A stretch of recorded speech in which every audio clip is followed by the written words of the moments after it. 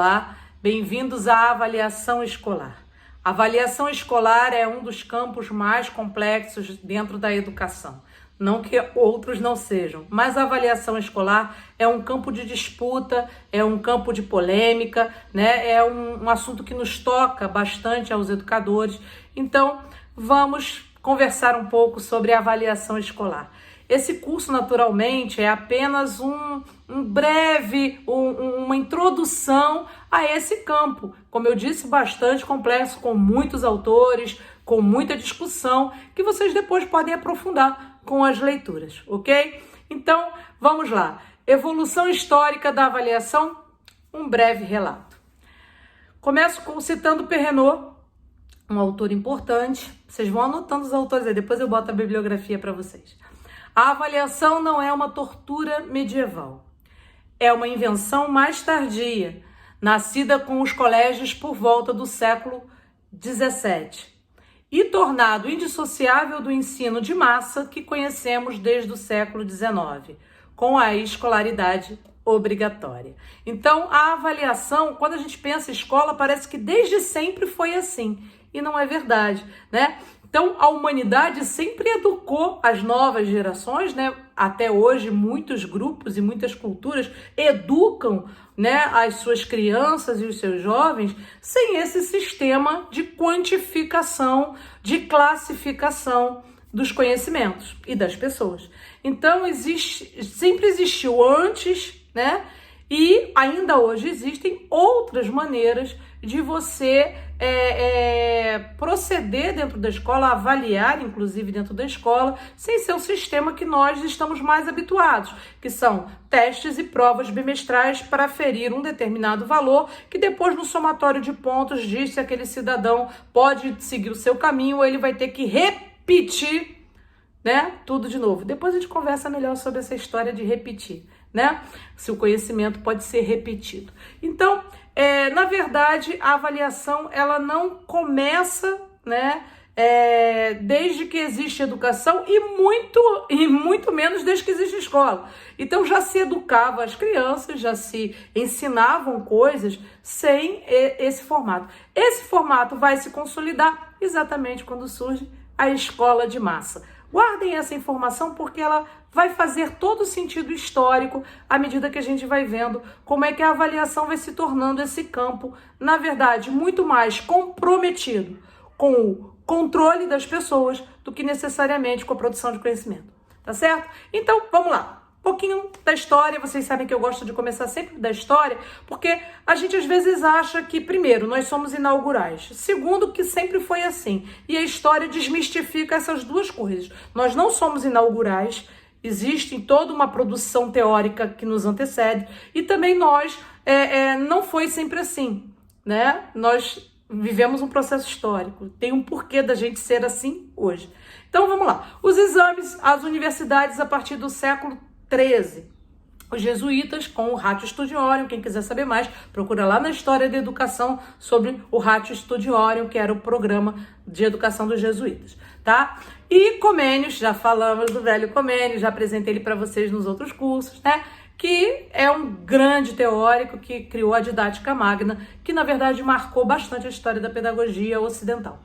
Embora não se falasse em avaliação da aprendizagem, são os exames orais que iniciam os processos de verificação da aprendizagem dos alunos e instituem o processo de classificação, processo de promoção e atribuição de graus e títulos. Não é à toa que surgiu na universidade. Na verdade, a avaliação na universidade não era essa avaliação processual, né, ou dividida em etapas. Na verdade, a pessoa estudava, quando ela achava que ela estava pronta, que ela era digna, ela se apresentava diante dos seus pares, né? Um corpo de doutores, de pessoas que eram mais amadurecidas naquele campo de estudo, e apresentava o seu estudo, quer dizer, defendia o seu peixe. Se aquele colegiado entendesse que aquela pessoa tinha alcançado realmente uma maturidade intelectual digna de algum título, de algum grau, era aferido a ele. Caso não, vai estudar, meu filho, estuda mais um cadinho, depois você volta. Então, a avaliação, ela tinha muito mais, até hoje a gente mantém esses ritos, né? A defesa de tese, né? A defesa pública de tese. Então, surge muito mais com esses exames orais na universidade, então, portanto, num outro nível de avaliação, em outras esferas, tá bom?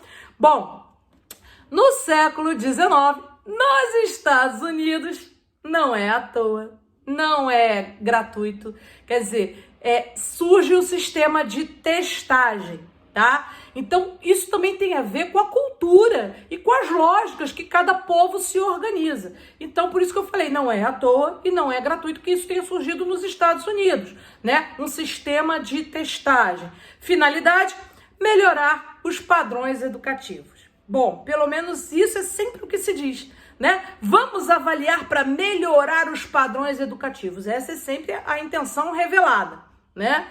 Mas a gente vai estudando aqui ao longo do curso e ao longo da história, a gente vai observar que nem sempre o objetivo principal ou o objetivo de fundo, o objetivo da essência, é necessariamente garantir padrões educativos, certo?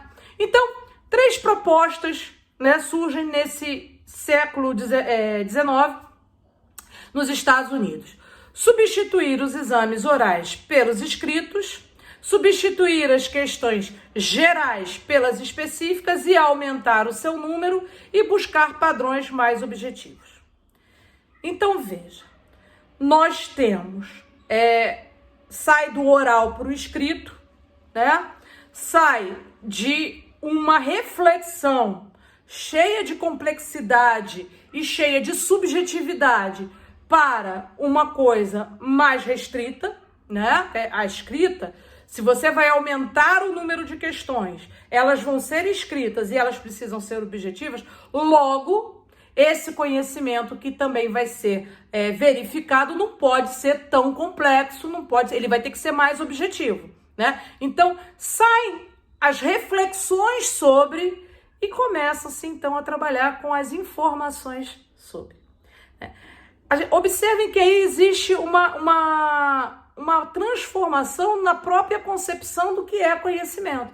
Ao invés de eu ter um sujeito que fala, que disserta, que tece considerações, que correlaciona informações e dados, que contextualiza essas informações e dados, eu pergunto o que, quando, com quem, onde, né? Então isso é muito objetivo, mas perde, né? Com essa objetividade, se perde também a qualidade, se perde também a complexidade do próprio conhecimento.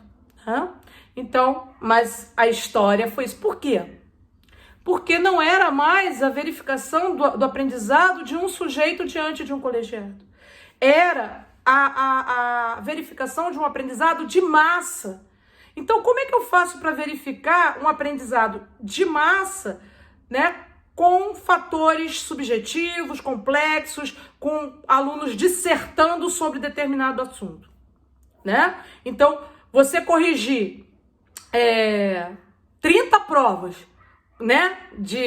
Diga isso é aquilo, marque o X na resposta certa, é muito mais fácil, mais simples do que você pedir que o seu aluno diga o que ele sabe, o que ele entendeu, o que ele pensa sobre determinado assunto. Né? Então, na verdade, essa objetividade, na verdade, vai tirando um pouco dessa complexidade. Tá? Bom, um pouco não, vai tirando muito. Em França e Portugal surge a docimologia, não era para ficar ninguém doce não, tá? A ciência do estudo sistemático dos exames, em particular do sistema de atribuição de notas e dos comportamentos examinadores e examinados. Discussão do papel do exame como fator eliminatório decisivo para a classificação do aluno. E aí a gente tem 2 aspectos importantes para falar da avaliação, né, dentro de um sistema de ensino de massa. Bom, primeiro, aparece a palavra comportamento, né? Então a gente vai estudar a forma, né, como é que é a melhor forma, e aí surge toda uma tecnologia, né, de elaboração dessas tais questões objetivas, né, para cada objetivo um determinado atributo, e aquele atributo se transforma numa atividade. Então você tinha questões de facilidade, média complexidade, muita complexidade, isso tinha que ser distribuído harmonicamente pela prova, e aí você tinha que ter todo um cuidado matemático, né, para atribuir graus diferentes a cada questão. Então surge toda essa ciência tecnológica, essa tecnologia em torno da questão da avaliação chamada de docimologia na França e Portugal. Mas não apenas isso, né? Era preciso também ficar atento ao comportamento, né, do examinador e dos examinados, para que não houvesse, né, para que fosse o mais neutro e objetivo e possível. E aí surgem todos esses rituais que até hoje nós carregamos para a escola, não é mesmo? Um sentado atrás do outro, não quero nada em cima da carteira, só o lápis e a borracha, não olha para um lado, não fala com o colega, e o examinador fica andando pela sala, né? Se tiver um óculos escuro, melhor ainda, né? Você bota aquele óculos escuro, ninguém sabe como se dá. E aí você fica naquela tensão, né? Você produz um rito, né? Você produz todo um ritual em torno dessa questão. E aí tem todo um controle de comportamento, né, desse examinador e desse examinado. E a discussão do exame como fator eliminatório, né? É interessante que a gente propõe uma escola de massa, quer dizer, educação para todos, ou como dizia Comênios, ensinar tudo a todos. A gente já conversou sobre isso, ensinar tudo a todos, né? Lembrando que o tudo do Comênios era bem menos do que aparece no Google, e que todos para o Comênio também não eram 7 bilhões de pessoas, tá certo? Então, assim, o ensinar tudo a todos é interessante porque ele passa a ser um bordão da educação, né? Educação, direito de todos. Educação, não sei o que é para todos, mas você põe a prova. Você põe um pequeno detalhe ali, que vai classificar os sujeitos e vai dizer, você sim, você não. Você sim, você talvez. E aí, o que era para ser para todos, realmente fica sendo para apenas alguns. Aqueles que chegam, aqueles que conseguem. E aí se cria um novo conceito. Aqueles que merecem.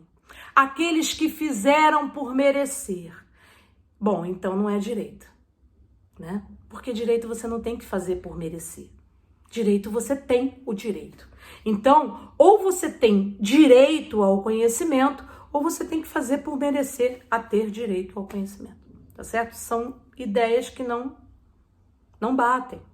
Direito é direito, você tem que garantir o direito ao conhecimento, o direito à educação. A partir do momento que você faz uma classificação e uma seleção, você não está garantindo o direito de todos à educação. Simples assim. Bom, no início do século XX, Thorndike, nos Estados Unidos, cria os testes educacionais, tá? Objetivo? Mensurar as mudanças de comportamento dos alunos. Vamos atentar para um detalhe histórico. No início do século XX também, surgia na psicologia as teorias behavioristas. Lembra? De ajuste de comportamento. Era fundamental ter um controle sobre o comportamento das pessoas. Então, isso é muito importante para quando a gente pensa sobre educação e principalmente sobre avaliação, sobre os processos de avaliação. Até que ponto, na verdade, o objetivo fim é verificar e controlar realmente a qualidade daquilo que se está educando, ou o objetivo fim, e aí eu recomendo muitíssimo que vocês leiam Vigiar e Punir, de Michel e Foucault, né? Sobre os mecanismos de controle social, tá?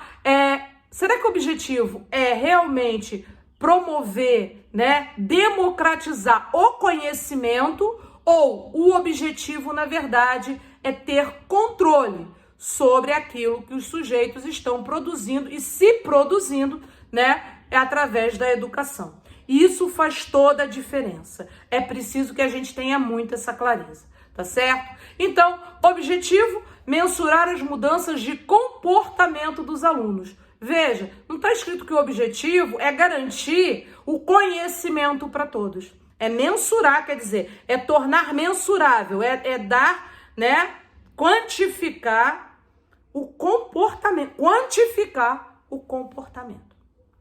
Início da avaliação da aprendizagem, conhecida como medida ou avaliação do rendimento escolar, o que deu origem aos testes padronizados. Então, vamos guardar isso também, tá? Então, a origem dos testes padronizados surge com essa necessidade de se mensurar mudança de comportamento, tá certo? Então, e a palavra medida, que também eu quero que vocês guardem e anotem aí, porque hoje existe uma confusão muito grande entre o que é medir e o que é avaliar, tá certo? Então, a gente examina, a gente mede e a gente avalia. São conceitos diferentes, apesar de no senso comum, às vezes a gente misturar isso tudo. Aliás, no senso comum, as pessoas dão prova e chama de avaliação, né? Dão um teste e chama de avaliação. Então, na verdade, a gente achou que a palavra prova, teste assustava, era feia. Então vamos substituir pela palavra avaliação. Avaliação não é isso não, tá, gente?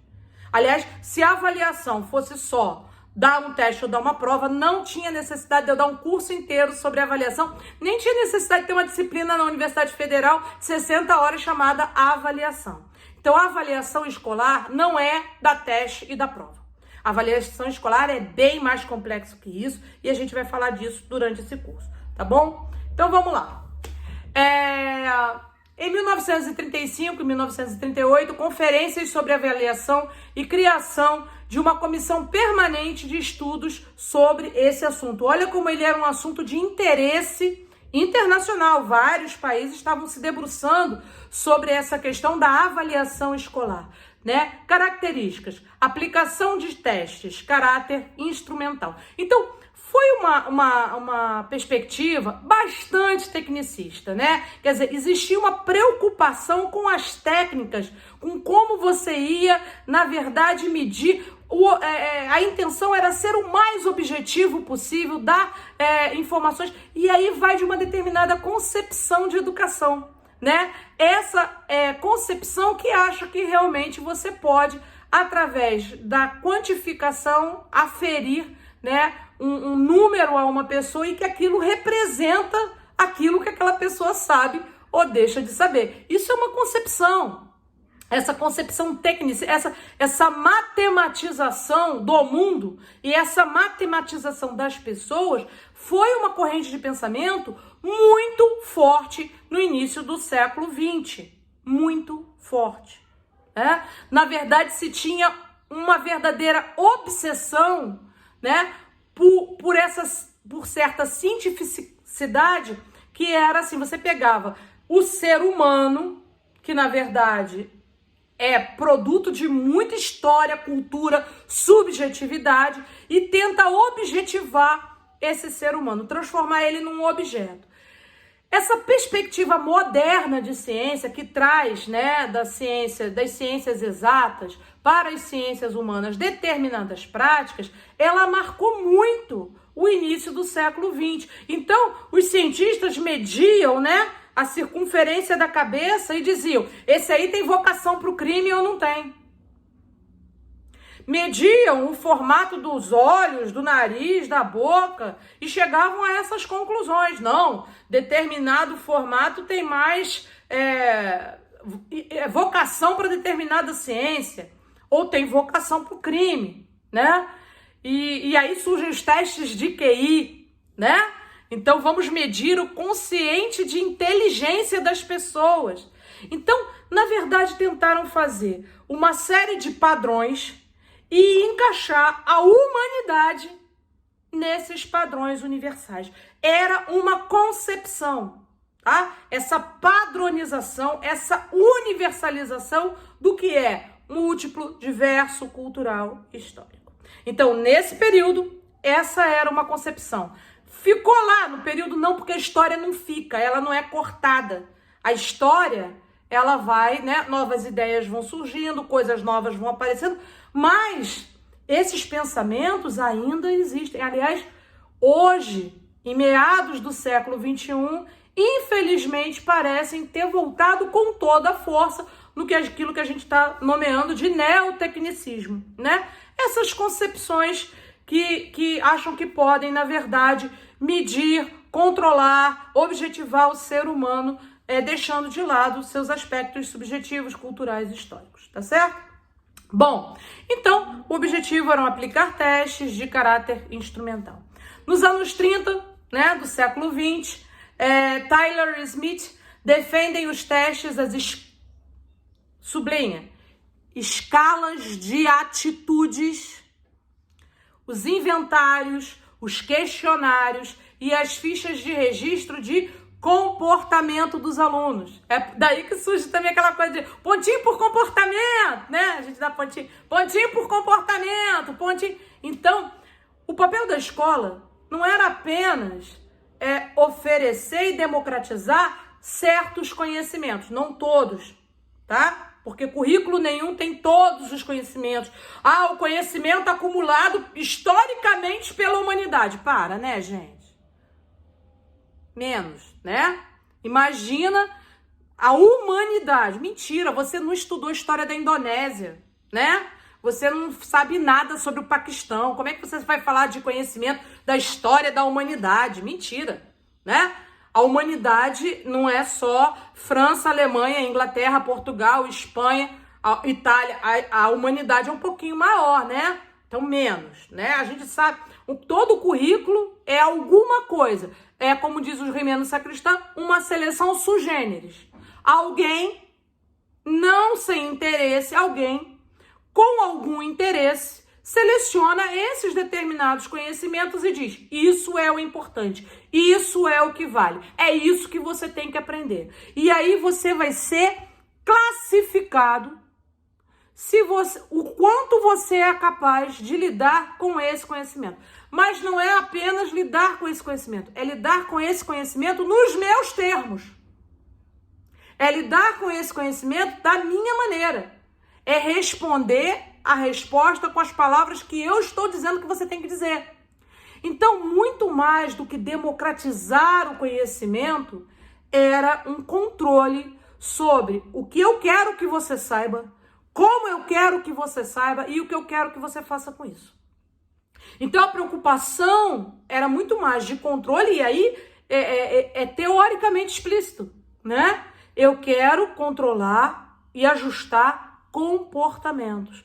Então, é claro, por isso que não existe neutralidade, é um projeto de sociedade, é um projeto de escola que diz: é esse tipo de cidadão que eu quero, tá certo? O que dá as respostas certas, o que tem o comportamento e a atitude que eu considero correta diante de determinado conhecimento, tá bom? Então, Tyler atribui à avaliação um novo enfoque. Avaliação por objetivos, claro, né? Se eu tenho um projeto claro de quem eu quero formar, eu tenho que ter objetivos claros de onde eu quero chegar, tá certo? Major amplia essas ideias apresentando 3 características. Gente, é um breve histórico, tá? Essas coisas, essas forças, essas discussões são discussões teóricas entre muita gente ao longo de um século, tá bom? Então, vamos lá.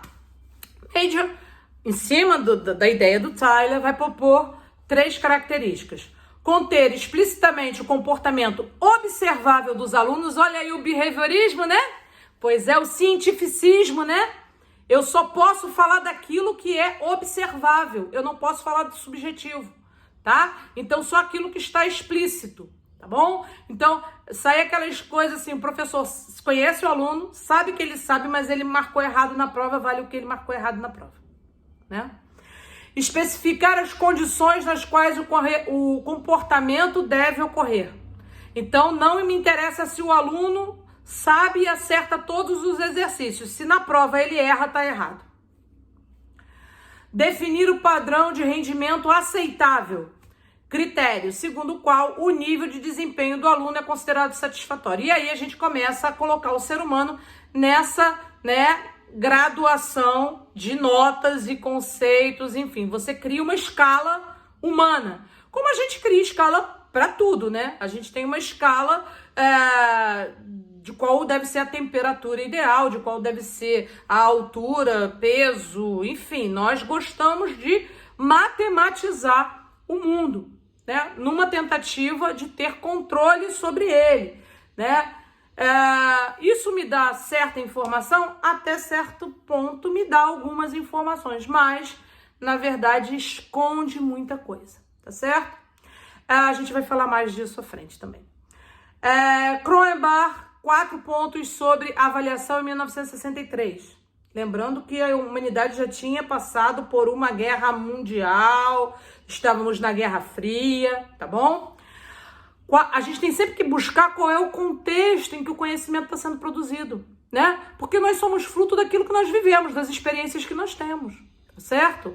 Inclusive, esse pensamento obsessivo, né, por busca desse ser humano ideal, está por trás das muitas ideias nazistas, que foi levado à potência, né? Que levou ao seu extremo. Ora, se é para classificar e excluir o que não serve, né? Então, são ideias que estão aí, mas elas podem, quando elas são levadas à sua máxima, né, ao seu máximo expoente, elas podem ser bastante perigosas, porque elas vão nos ensinando ou vão dizendo pra gente que tem gente que serve pro mundo, tem gente que não serve pro mundo. Tem gente que tem lugar de direito no mundo, tem gente que não tem lugar de direito no mundo. Isso é uma ideia bastante complicada, bastante perigosa. Mas às vezes nós somos cúmplices dessas ideias sem nem nos darmos conta, né? Porque a gente não associa que isso que eu estou fazendo aqui no miudinho, né, no micro, né, no meu cotidiano, é, na verdade, o eco de uma ideia eugenista, né, de uma ideia excludente, então, de uma ideia preconceituosa. Então, a gente precisa estar muito atento a isso quando a gente discute avaliação escolar. 4 pontos, voltamos ao Cronenberg, de 1963. 4 pontos sobre avaliação. A associação entre a avaliação e o processo de tomada de decisão, né? Então, agora, eu avalio para tomar uma decisão sobre o destino daquela criança, tá? Ou daquele jovem ou daquela pessoa. Diferentes papéis da avaliação educacional. E aí começa uma outra discussão bastante complexa. A avaliação educacional ou avaliação escolar não tem apenas um papel ou uma função. O desempenho do estudante como critério de avaliação dos cursos.